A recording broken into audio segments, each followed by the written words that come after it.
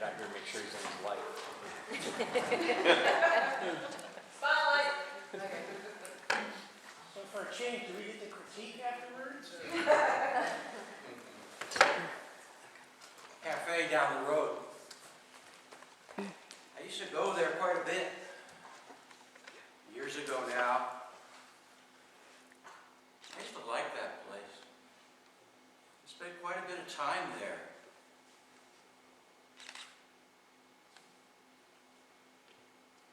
That was before I went away. It was just before. I think that place had a lot to do with it. They were a good bit older than me, but they used to listen. I used to talk to them. I talked too much. That was my mistake. Same in the factory, standing there in the breaks. I used to talk about things. And the men, they used to listen. It was all right. Trouble was, I got kind of hallucinations. They weren't hallucinations.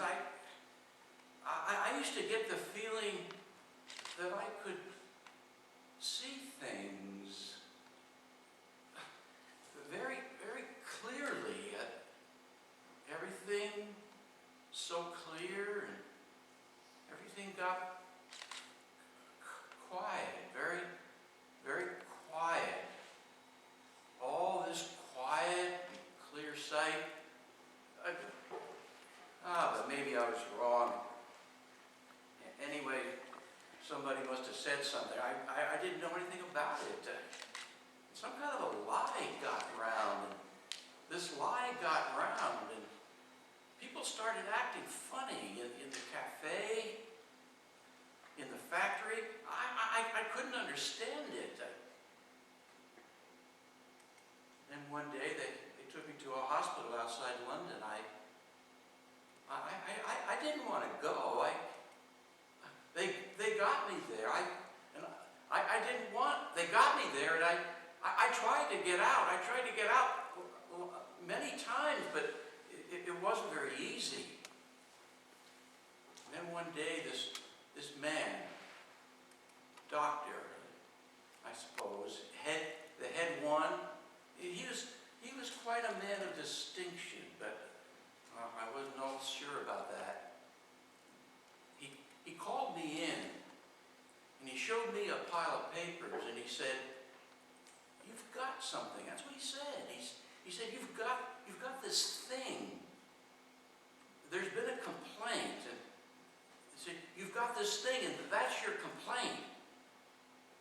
We've concluded our examination," he said, "and there's only one course of action, and in your interest, we've decided to do something to your brain." He said that. He said that. He said, if we don't, you'll be in here for the rest of your life. But if we do, you have a chance. You'll be able to go out and live like the others. "What do you want to do to my brain?" I said. But he just repeated what he'd said. Well, I was no fool. I knew he had to get permission. I knew he couldn't do anything to me without getting permission. He had to get permission from my mother. So I wrote to her and I told them what they wanted to do. She signed their form, you see, giving them permission. I know that because he showed me her signature when I brought it up. Well, that night, I tried to escape that night. I spent 5 hours sawing at one of the bars in the window of this ward right throughout the dark. They used to shine a torch over the beds every half hour, so I timed it just right. And then when it was nearly done, this man that's right next, he had a fit. So they caught me anyway. About a week later, they started to come around and do this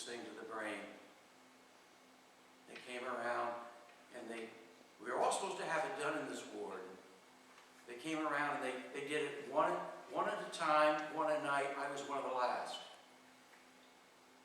I could see quite clearly what they did to the others. This chief doctor, he had these big things. They looked like pincers with wires. The wires were attached to a little machine. It was electric.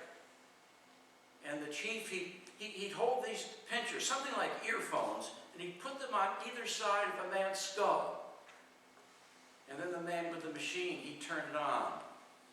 And the doctor would press these pincers on either side of the man's skull, and he would just hold them there. And then he'd take them off. They'd cover the man up. He wouldn't touch him again till later on. Well, the night they came for me, I got up and I stood against the wall because I knew they had to get me on the bed, because if they did it while I was standing up, they might break my spine. Well, two of them came for me. I laid one of them out. I was younger then. I was a lot stronger than I am right now. I was quite strong then. And I had the other one around the throat. The next thing I know, the chief, he had these pincers on my head. I knew he wasn't supposed to do it, but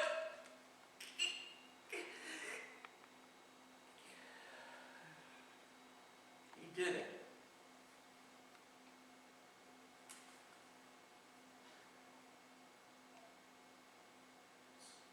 So I got out. I got out of the place. But I couldn't walk very well. I don't think my spine was damaged. It was perfectly all right. The trouble was my thoughts. I couldn't quite get things together. Everything was so slow. Trouble was I couldn't hear what people were saying. And I had these headaches. That was when I lived with my mother and my brother. And I laid everything out in my room that I knew was mine in order. And I didn't die. Thing is, I should have been dead.